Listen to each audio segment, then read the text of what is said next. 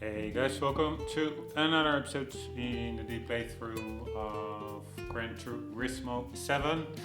Thought to do a quick one or two recordings today, despite me not feeling all too shabby. I think some winter flu setting in.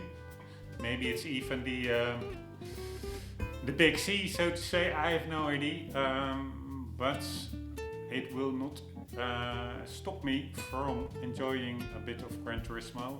We were doing cafe books, but now I remember. After cafe book, I think it was 16 in the previous episode. 17. We're now at 18. What was that? 17 then. Championship Trial Mountain. That was quite annoying in the Corvette.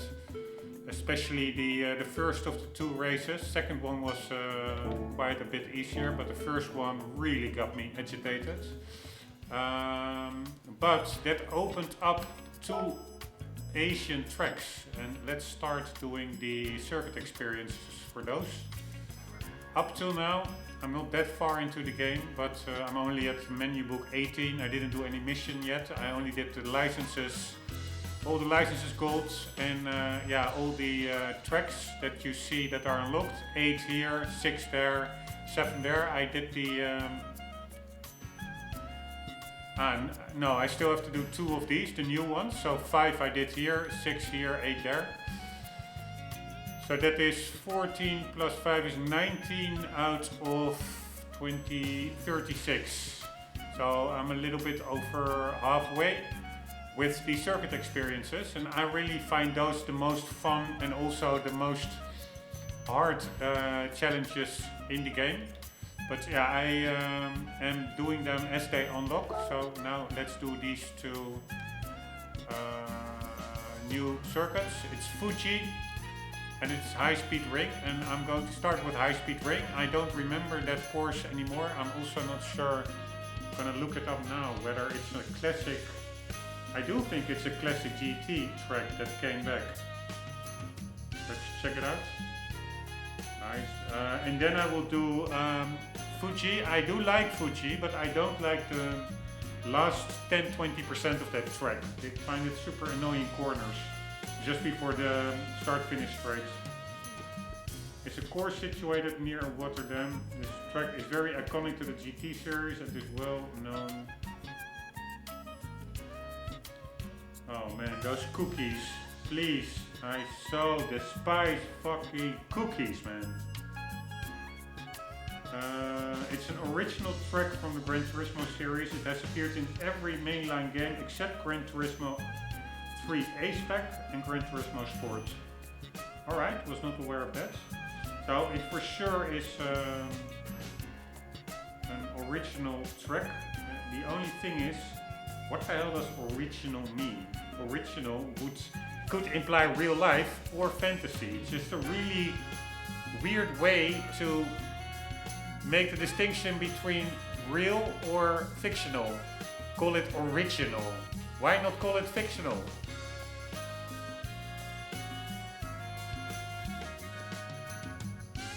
Alright, I'm just going to check whether there's somebody else who describes it in a more common sense manner.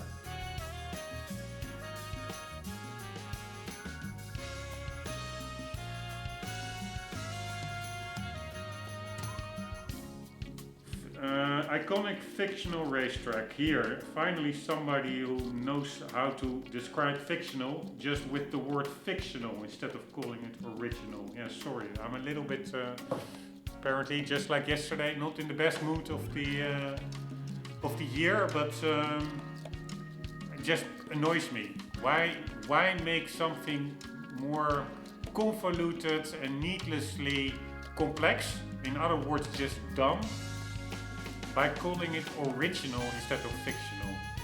But yeah, I'm making too much of that. Let's check it out. Oh, wrong one. Where the hell are we?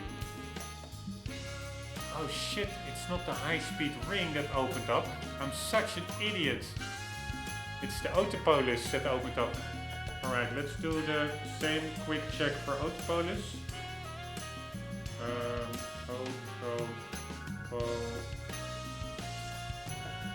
this. GT. The Autopolis International Racing Course, stylized in all uppercase in-game, is an international racing circuit located near... Oh, this is a real track? Track type, real world circuits. Again, this is where my frustration today started. These cookies, I hate them so much. And I have to scroll through menus, endless text, just to fatigue people out of just thinking, oh, you know what, I'm done with it, I will just agree with the cookies. It's just misleading. Just bombarding with page after page of legal bullcrap just to plant your cookies. Anyways, I will stop being annoying. Real world circuits. Located near Kamitsui village in Oita Prefecture, Japan, 30 kilometers northeast of Kumamoto. Opened in 1919, it hosts a range of domestic and international motorsports events throughout the year. The circuit first appeared in Gran Turismo Sport, where it was added as part of update 134. Alright, interesting.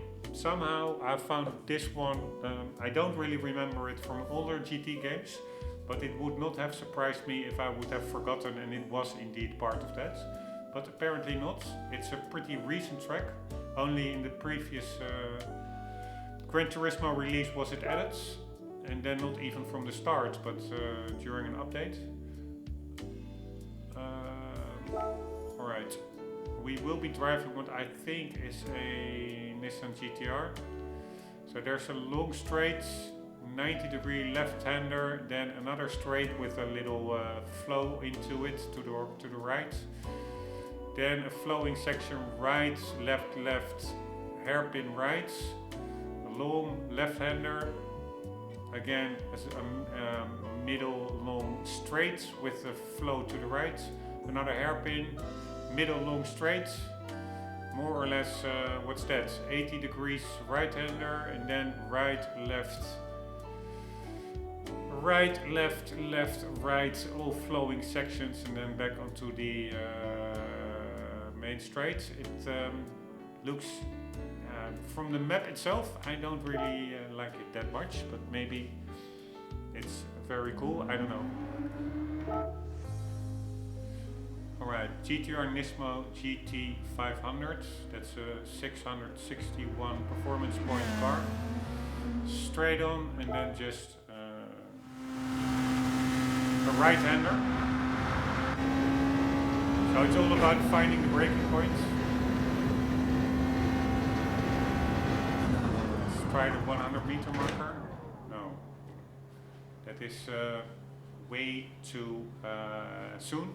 So let's try 75. Oh, that's pretty funny. If I press I was not even aware. If I press the X button, I'm actually flashing my lights. You see it on the screen, the little blue light flickering up. And also, of course, I also have like the turning lights. Which one were that again?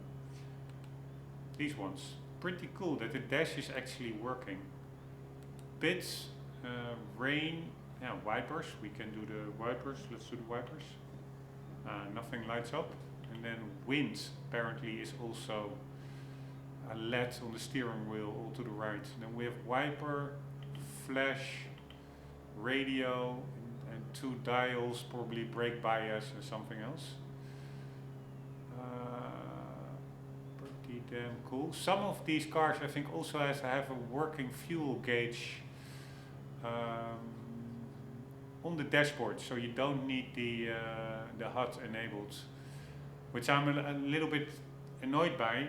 I'm really happy being able to play without a HUD, and in the last updates they also added the ability to get a pit menu. So once you pit in, you do get the pit menu, which was not enabled until only the last update. So if you had a race with pit, you basically had to enable the HUD, which is retarded. But still, the HUD is not enabled for the in-game settings, like brake bias, fuel, mixture, lean or rich. So, and the fuel meter itself.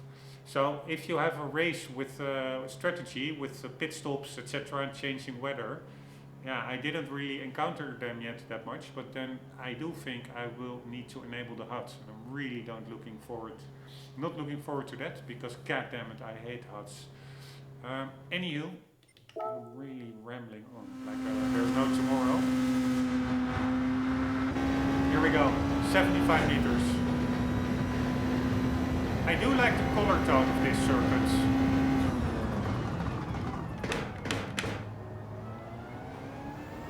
Nope, I should do a little bit before 70, because I can carry way more speed through that corner. Let's try that again.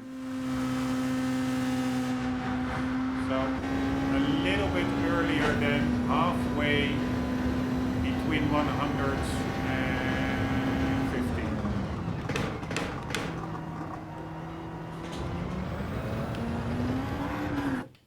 Oops. A little bit earlier even. Let's do indeed just after the 100 meter sign.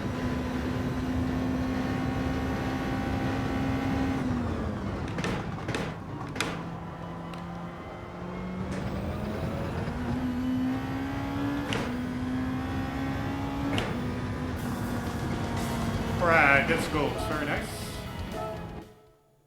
So remember, for the full lap, just after the 100 meter sign, braking and then back to thirds.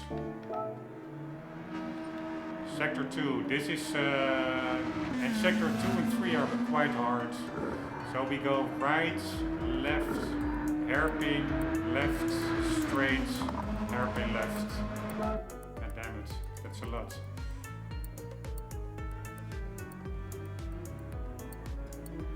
Alright, here we go. Let's just see what happens.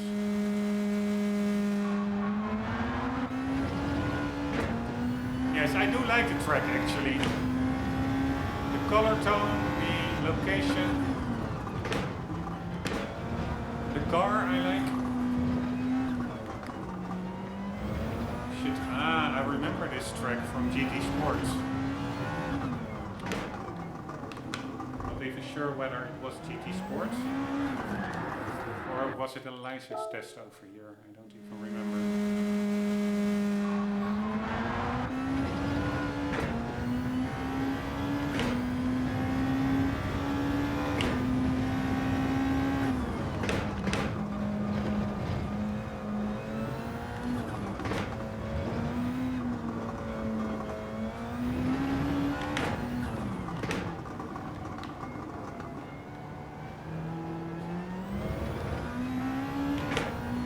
Yes, I remember it. No, I don't remember this corner. Can take that one much quicker.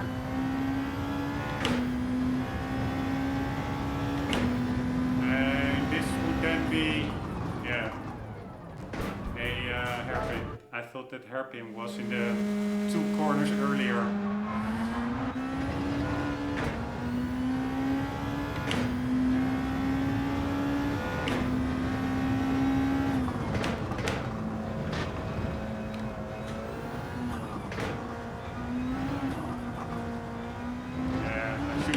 Third there. I can go through there much quicker, I think.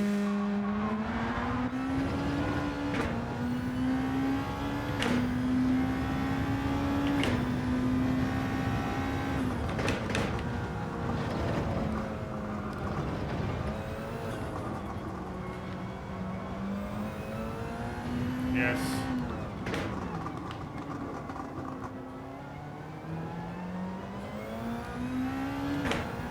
Has amazing grip.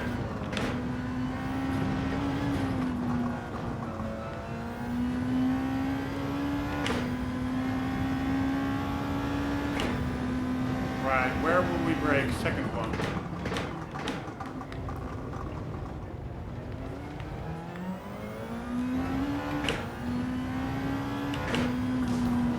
Alright, 46.2, not too bad for like a first attempt. For my doing, and I know where I left a lot of speed on the table.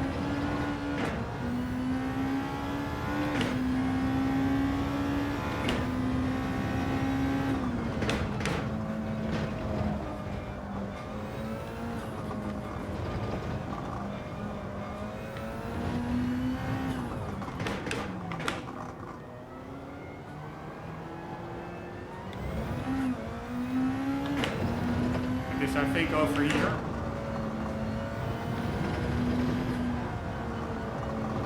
Yeah, but now I went too quick, so let's keep it in third there. Yes, it's a pretty fun track, this. I was not expecting that.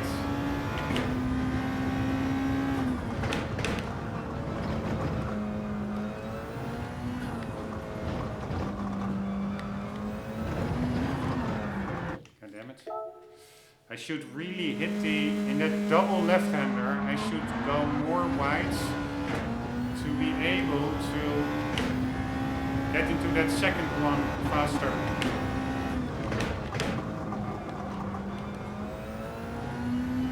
So it's really here, go wide and then steer in.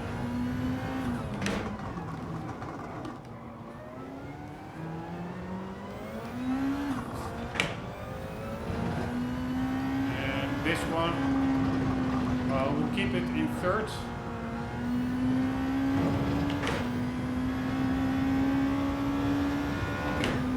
Here at the second one.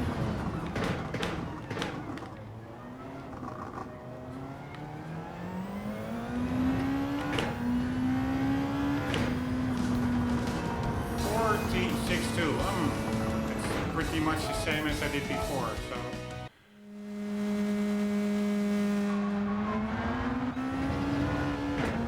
Alright, here we go, no more kidding around.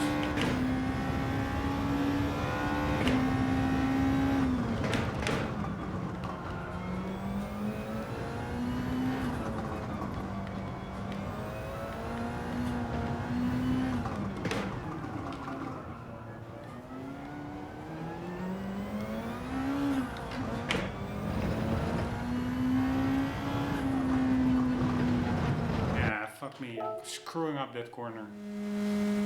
Continuously.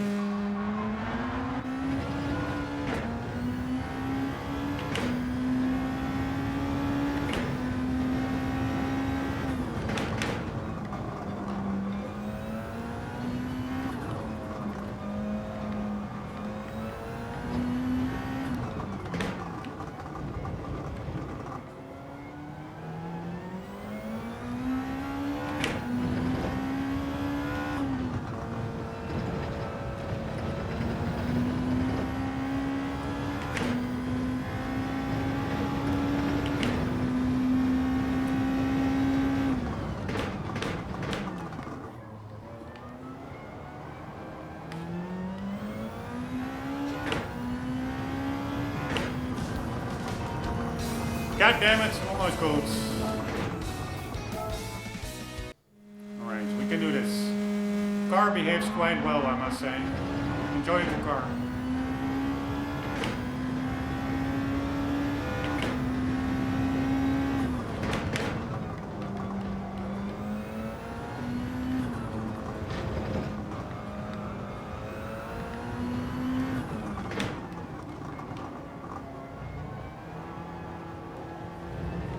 Screwed up that corner.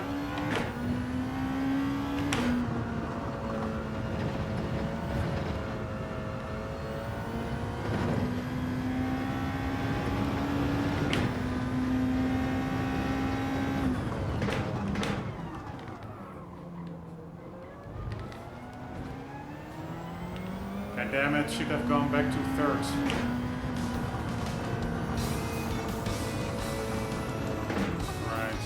I'm going to, I forgot to put on my, yeah, I have some, how do you call it?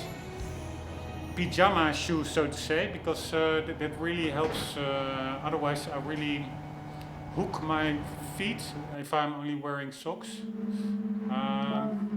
into the gas pedal. So give me 1 sec, I'm just getting those shoes.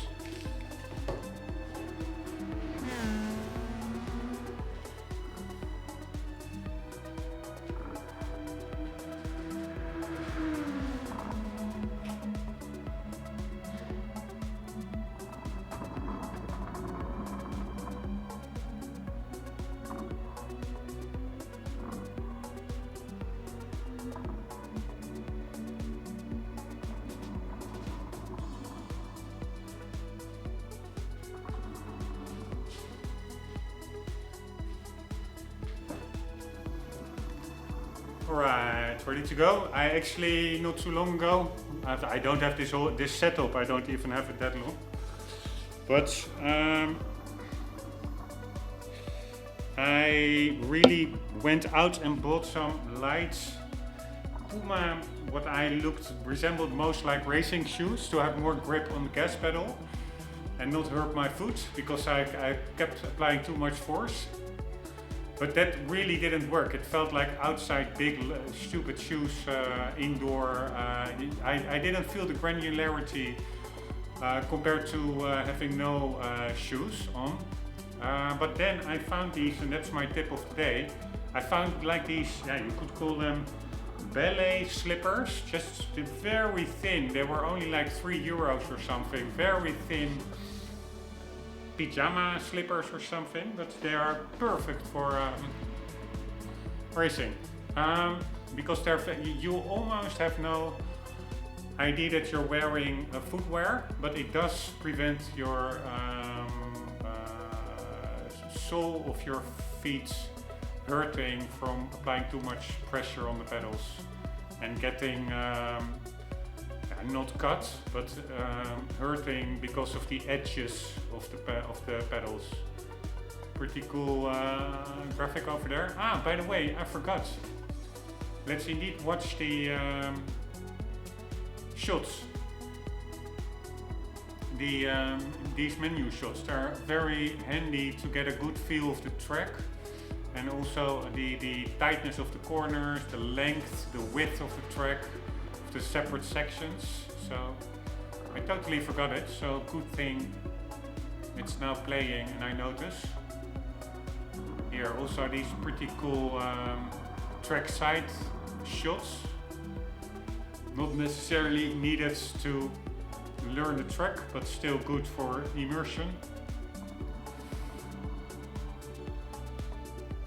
Yeah, this is a pretty cool track.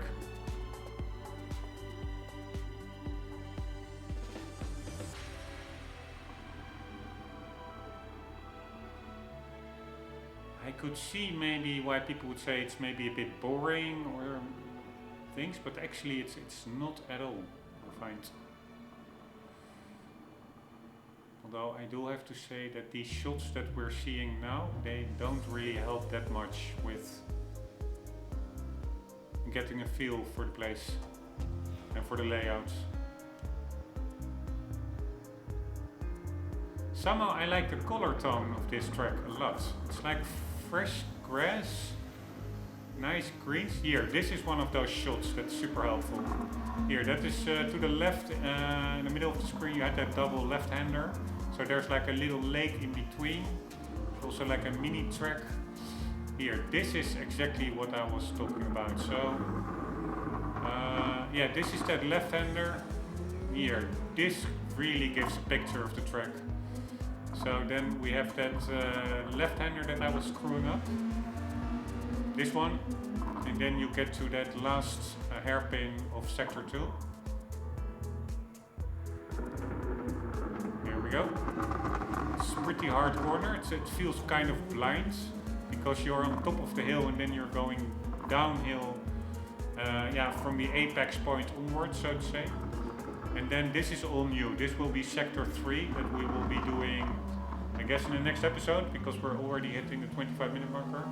So that's like a pretty faint right-hander, then left-right.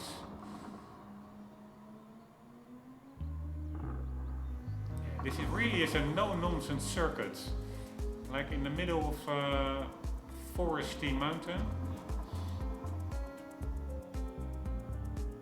And here we go uphill a bit, and then underneath a walking bridge.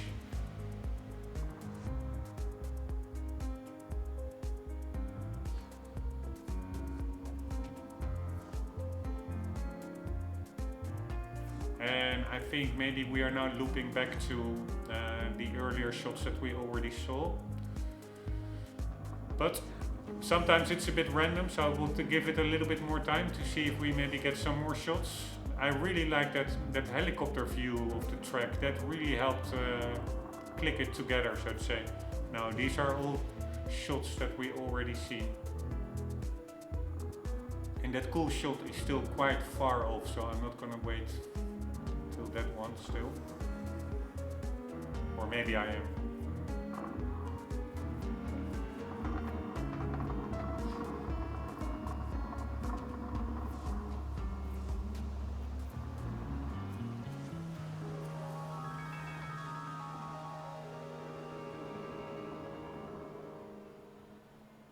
Yeah, maybe I am. It will help with the sector 3 and also the full lap to print it a little bit better into my mind.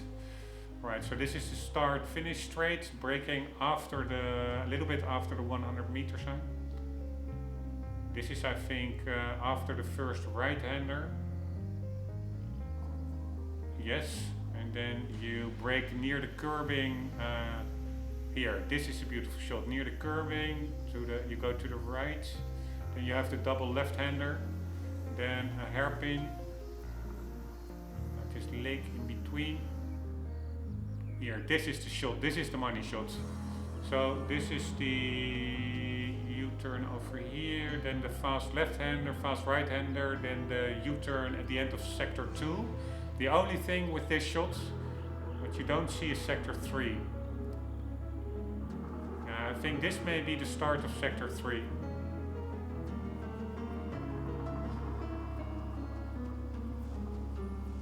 Maybe not, I don't even know. This is the U-turn at the start, at the end of sector 2.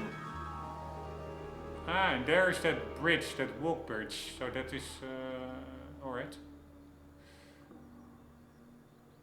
And then where is this?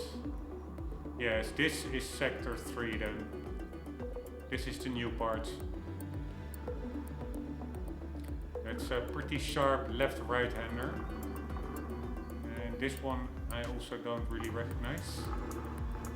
Ah, this is maybe that left-right hander from a different perspective, I don't know. Alright, and this is that bridge, which is I think pretty close to start-finish. And here I think we are entering back onto start-finish. Let's see if we see that walk bridge from here. Nope. Alright, that was the, we've seen twice the whole thing. Pretty nice. We'll end the episode here. Too big file sizes make HDR processing very hit or miss, so I will try to keep it a little bit short, around the 25-minute marker. Guys, hope you enjoyed. Hope to see you in the next one. In the meantime, do not forget always to keep on gaming. Later.